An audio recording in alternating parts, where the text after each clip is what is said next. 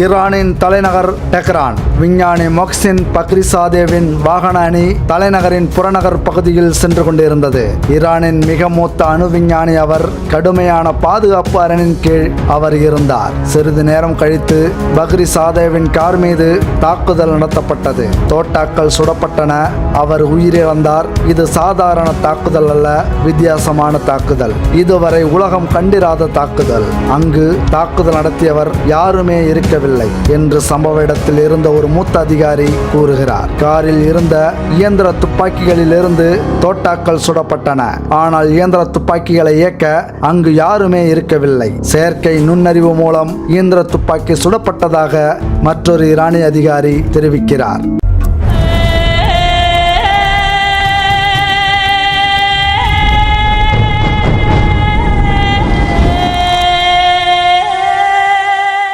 கணினி மூலமாக கட்டுப்படுத்தப்பட்ட இயந்திர துப்பாக்கி ஹாலிவுட்டின் கில்லர் ரோபோ தொடர் திரைப்பட வரிசையின் கதைக்களத்தின் ஒரு பகுதி போல தெரிகிறது. அதாவது சிந்திக்கக்கூடிய மற்றும் இலக்கை குறிவைத்து சுடக்கூடிய ஒரு இயந்திரம், ஒரு ரோபோ. இதுதான் அங்கு நடந்த வித்தியாசமான தாக்குதல். ஆனால் அது சாத்தியமா? அப்படியானால் வரவிருக்கும் நாட்களில் போரில் கூட வீரர்களுக்கு பதிலாக ரோபோக்கள் சண்டையிடுமா என்று மற்றொரு கேள்வி உலகம் முழுவதும் தற்போது எழுந்திருக்கிறது. எந்த ஒரு மனிதனின் உதவியும் உத்தரவும் இல்லாமல் இலக்குகளை நிர்ணயிக்கும் மற்றும் அழிக்கும் திறனை கொண்ட ஒரு அமைப்பை பற்றி நாம் பேசுகிறோம் என்று அமெரிக்காவின் ஜான் ஹாப்கின்ஸ் பல்கலைக்கழகத்தின் மூத்த ஆராய்ச்சியாளர் ஹைதர் ரோஃப் கூறுகிறார். போரில் ரோபோக்களை பயன்படுத்தும் போது நிபுணர்களின் நாவில் உள்ள சொல் சுய அதிகாரம் என்பதை இங்கே புரிந்து கொள்ள வேண்டும். அதாவது இயந்திரம் தனது சொந்த முடிவுகளை எடுக்கும் சக்தியை அளித்தல். இது குறித்து விவாதம் நடைபெற்று வருகிறது. இந்த ஆயுதங்களின் நோக்கமும் விரிவானது. அவை முதன்மை நிலை ஆயுதங்களிலிருந்து டெர்மினேட்டர்கள் வரை வருகின்றன. அத்தகைய ஆயுதங்கள் இன்றும் உள்ளன என்று ஹைதர் கூறுகிறார். நம்மிடம் கடல் சுரங்கங்கள், பலவிதமான தரை சுரங்கங்கள், இணைய தொழில்நுட்பம் மற்றும் இணைய ஆயுதங்கள் உள்ளன.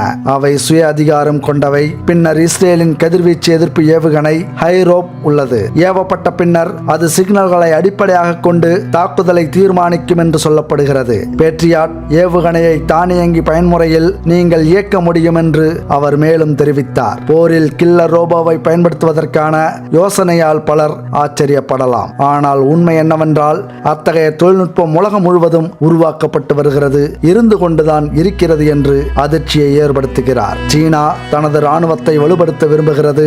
தனது கடற்படை கப்பல்களையும் நீர்மூழ்கி கப்பல்களையும் தானியங்கி முறையில் செயல்பட செய்கிறது. இஸ்ரேல் பீரங்கிகள் மற்றும் துப்பாக்கிகள் போன்ற தரை ஆயுதங்களை மேம்படுத்த முயல்கிறது. ரஷ்யாவும் தரை உபகரணங்களுக்கு நிறைய பணம் செலவழிக்கிறது. அமெரிக்காவின் ஆர்வம் விமானப்படை, ஏர்பேஸ் அமைப்புகள் முதல் ஏவுகணைகள் வரை எல்லா இடங்களிலும் உள்ளது. பிரிட்டனும் தனது விமானப்படை மற்றும் கடற்படையின் திறனை அதிகரிக்க விரும்புகிறது என்று ஹைதர் ரோஃப் கூறுகிறார். முக்கியமான விஷயம் என்னவென்றால் தற்போது உருவாக்கப்பட்டு வரும் எல்லா ஆயுதங்களுமே கில்லர் ரோபோக்களாக இருக்காது.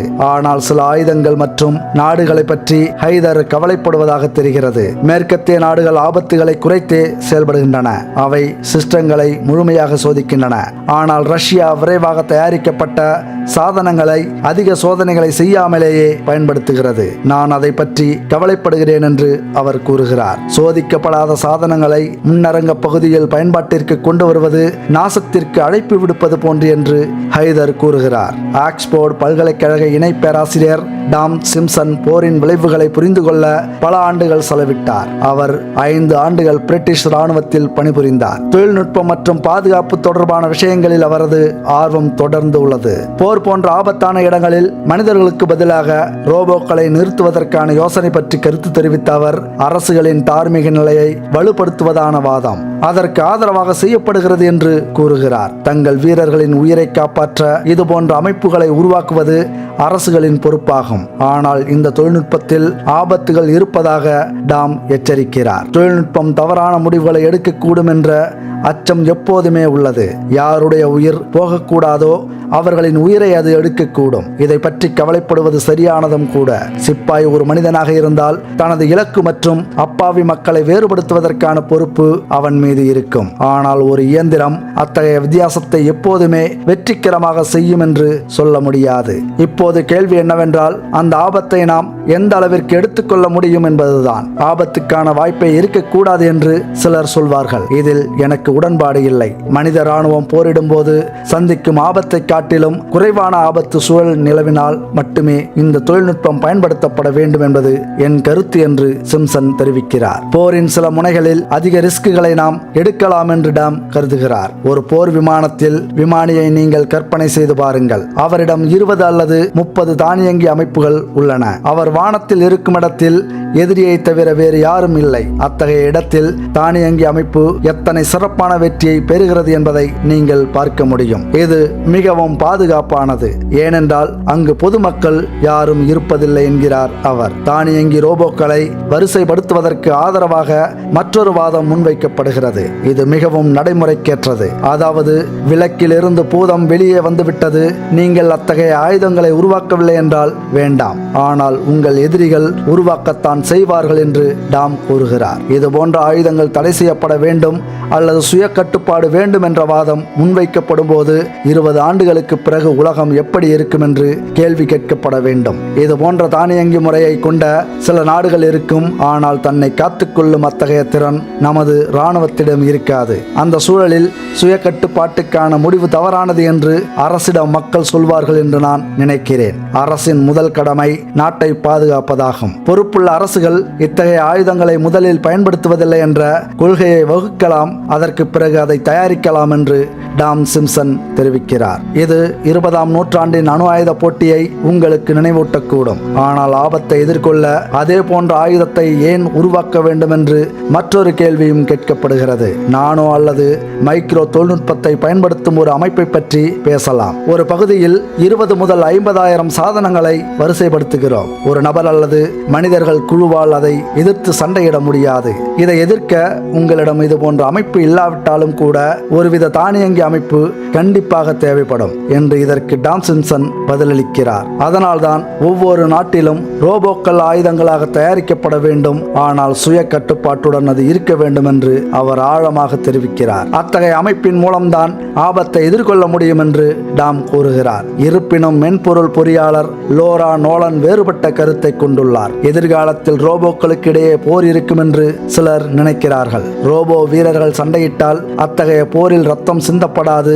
இது ஒரு சிறந்த கற்பனை என்று நான் நினைக்கிறேன். இந்த இயந்திரங்கள் பெரும்பாலான சூழல்களில் மனிதர்களை எதிர்த்து சண்டையிடவே பயன்படுத்தப்படும். இது மிகவும் வேதனையான சூழ்நிலையாக இருக்கும் என்று அவர் கூறுகிறார். லோரா நோலன் தொழில்நுட்ப நிறுவனமான கூகுளில் பணிபுரிகிறார். 2017ஆம் ஆண்டு அமெரிக்க பாதுகாப்பு அமைச்சகத்துடன் ஒரு திட்டத்தில் பணிபுரியுமாறு அவரிடம் கேட்கப்பட்டது. ட்ரோன்களிலிருந்து எடுக்கப்பட்ட வீடியோ காட்சிகளை பகுப்பாய்வு செய்யும் செயற்கை நுண்ணறிவு அமைப்புகளை உருவாக்குவது இந்த திட்டத்தில் அடங்கும். இது ஆயுதங்களை உருவாக்கும் திட்டமல்ல, ஆனால் லோரா அதை பற்றி கவலைப்பட்டார். செயற்கை நுண்ணறிவு தொழில்நுட்பத்தின் ஏதோ ஒரு பகுதி போரின் பாதையில் செல்கிறது என்று அவர் கருதினார். இதற்கு எதிர்ப்பு தெரிவித்து அவர் ராஜினாமா செய்தார். இதற்கு பிறகு அவர் கில்லர் ரோபோவை தடை செய்யும் பிரச்சாரத்தில் சேர்ந்தார். கணினிகள் மற்றும் மனிதர்கள் வெவ்வேறு சிந்தனை வழிகளை கொண்டுள்ளனர் என்பதே அத்தகைய ஆயுதங்களில் இருக்கும் முக்கியமான சிக்கல் என்று அவர் கருதுகிறார். கணினிகள் கணக்கீடுகளை செய்கின்றன, அதே நேரத்தில் மனிதர்களிடம் ஆராய்ந்து முடிவுகளை எடுக்கும் திறன் உள்ளது.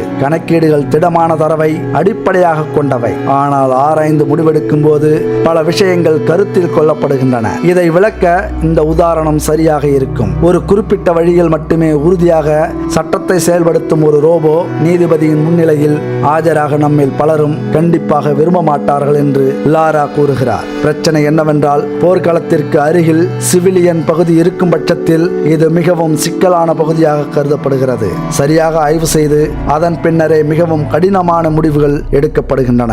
இயந்திரத்தின் மென்பொருள் எந்த நிலைமைகளை சமாளிக்க வடிவமைக்கப்பட்டுள்ளனவோ அவைகளிடமிருந்து மாறுபட்ட சூழல்கள் ஏற்படும் பட்சத்தில் நிலைமை மிகவும் நிச்சயமற்றதாக இருக்கும் என்று லாரா கூறுகிறார். அதே சமயம் நிலைமைக்கு ஏற்ப தங்களை மாற்றிக்கொண்டு மனிதர்கள் முடிவெடுக்க முடியும். டிரைவர் இல்லாத கார்களின் தொழில்நுட்பத்திலும் இதே போன்ற பிரச்சனை காணப்படுவதாக அவர் கூறுகிறார். 2018ஆம் ஆண்டில் அமெரிக்காவில் ஊபர் தானியங்கி கார் சோதனை ஓட்டத்தின் போது சைக்கிளில் சென்ற ஒரு பெண் மீது மோதியது. இந்த விபத்தில் அந்த பெண் உயிரிழந்தார். அந்த பெண் மற்றும் அவரது சைக்கிளை கார் மீது மோதக்கூடிய ஆபத்தாக காரின் அமைப்பால் அடையாளம் காண முடியவில்லை என்று விசாரணையில் தெரிய வந்தது. சுயாதிகார ஆயுதங்கள் விஷயத்தில் நிலைமை மேலும் சிக்கலானதாக இருக்கலாம் என்று லாரா வாதிடுகிறார். ஏனெனில் போர் என்பது மிகவும் சிக்கலான சூழ்நிலை, பொறுப்பேற்றல் தொடர்பான கேள்வியும் இங்கே வருகிறது என்றும் அவர் குறிப்பிடுகிறார். சுயாதிகார ஆயுதம் காரணமாக போர்க்குற்றம் என வகைப்படுத்தப்பட்ட ஒன்று நிகழ்ந்தால் அதற்கு யார் பொறுப்பேற்பார்கள்? ஆயுதத்தை பயன்படுத்த உத்தரவிட்ட தளபதி பொறுப்பேற்பாரா? ஒருவேளை இருக்காது. ஏனென்றால் பயிற்சியின் போது ஆயுதம் அப்படி எதையும் செய்திருக்காது. இப்படி நடக்கும் என்பதை பொறியாளர்கள் கூட கற்பனை செய்திருக்க மாட்டார்கள். இது போன்ற சூழ்நிலையில் பொறியாளர்களின் மீது பொறுப்பை சுமத்துவது கடினமாக இருக்கும். இந்த ஆயுதங்கள் கட்டாயம் தடை செய்யப்பட வேண்டும் என்று தான் கருதுவதாக லாரா கூறுகிறார். மறுபுறம் சென்டர் பார் நியூ அமெரிக்கன் செக்யூரிட்டியின் தொழில்நுட்ப இயக்குனர் பால்ஷோரி அத்தகைய தொழில்நுட்பம் தொடர்பான மற்றொரு தீவிரமான கேள்வியை எழுப்புகிறார். வளர்ச்சியுடன் கூடவே தொழில்நுட்பம் நம்மை வேறொரு பாதையில் கொண்டு செல்கிறது. அங்கு வாழ்க்கை மற்றும் இறப்பு தொடர்பான முடிவுகள் இயந்திரங்களிடம் ஒப்படைக்கப்படும். இது மனித குலத்தின் முன் இருக்கும் ஒரு தீவிரமான கேள்வி என்று நான் நினைக்கிறேன் என்று அவர் சொல்கிறார். பென்டகனில் கொள்கை ஆய்வாளராக இருந்துள்ளார். எதிர்கால போரில் வாழ்க்கை மற்றும் இறப்பு தொடர்பான முடிவுகள் ரோபோவால் எடுக்கப்படுமா என்ற கேள்விக்கு பதிலளிக்கும் விதமாக அத்தகைய இயந்திரங்கள் இப்போதும் உள்ளன என்று அவர் கூறுகிறார். ஏற்கனவே செய்து வைத்த புரோகிராமின் படி ட்ரோன்கள் தானாகவே பறக்கின்றன என்று பால் கூறுகிறார். போருடன் தொடர்புடைய திட்டமிடல் மற்றும்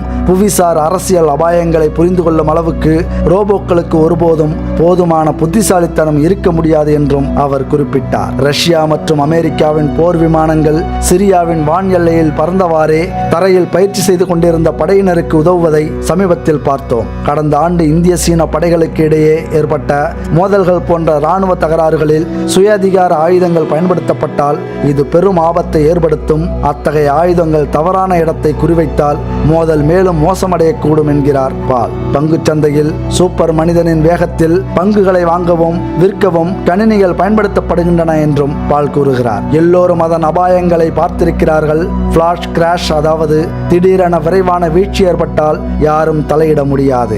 ஏனென்றால் இயந்திரங்கள் மில்லி வினாடிகளுக்கு ஒப்பான நேரத்தில் இதை செய்கின்றன. போர் நடந்தாலும் இதே போல நடக்கலாம். கண்ணிமைக்கும் நேரத்தில் இரண்டு தரப்பினரின் இயந்திரங்களுக்கு இடையில் துப்பாக்கிச் சூடு நடக்கலாம். எதிரி உங்கள் ஆயுதங்களை உங்களை நோக்கி திருப்பிவிட்டால் சூழ்நிலை இன்னும் மோசமாகிவிடும். இது கண்டிப்பாக நடக்கலாம். எதையும் ஹேக் செய்யலாம். இராணுவம் எல்லோரையும் போலவே பாதுகாப்பற்ற கணினிகளையும் பயன்படுத்துகிறது. தாமாக ஓடும் கார்கள் ஹேக் செய்யப்பட்டுள்ளன. தொலைவில் அமர்ந்திருக்கும் போது கூட ஹேக்கர்கள் ஸ்டியரிங் மற்றும் பிரேக்குகளை கட்டுப்படுத்த முடியும் என்பதை நாம் பார்க்கிறோம். ஆனால் ஒரு ஹேக்கர் ஆயுதங்களை கட்டுப்படுத்தினால் சேதம் மிக அதிகமாக இருக்கும் என்பதை நாம் புரிந்து கொள்ள வேண்டும் என்று அவர் அதிர்ச்சியை கொடுக்கிறார். கில்லர் ரோபோக்கள் தொடர்பான கேள்விகள் இன்னும் உள்ளன என்று பால் கூறுகிறார். இயந்திரங்கள் சரியான இடத்தை குறிவைத்தாலும் மனித உயிரிழப்புக்கு எந்த ஒரு மனிதனும் பொறுப்பாக மாட்டான். போரின் சுமையை யாராவது தங்கள் தோள்களில் சுமக்கவில்லை என்றால் நாம் சமூகத்திற்கு என்ன செய்வோம்? மனித குலத்திற்கு நாம் எவ்வாறு பதிலளிப்போம் என்று பால் கேள்வி எழுப்புகிறார். இன்று போரில் பங்கேற்கும் இயந்திரங்கள் தொடர்ந்து ஒரு பங்கு வகிக்கும் என்பது உறுதி. ஆனால் தொழில்நுட்பத்தின் வரம்புகளை நாம் புரிந்து கொள்ள முடியுமா? முடிவுகளை எடுக்க இயந்திரங்களுக்கு எத்தனை உரிமைகள் வழங்கப்படும்? எதிர்காலத்தில் என்ன நடக்கும் என்ற கேள்விகளுக்கு பதில் என்னவென்றால், தானியங்கி ரோபோக்களுக்கு நாம் உரிமை கொடுத்தால் உலகம் அழிய கூட வாய்ப்பிருக்கிறது. தன்னிச்சையாக அது மனிதனை அழித்துவிட்டு ரோபோக்கள் இந்த உலகத்தில் நடமாடக்கூட வாய்ப்பிருக்கும் என்ற அதிர்ச்சியை அவர் ஏற்படுத்துகிறார்.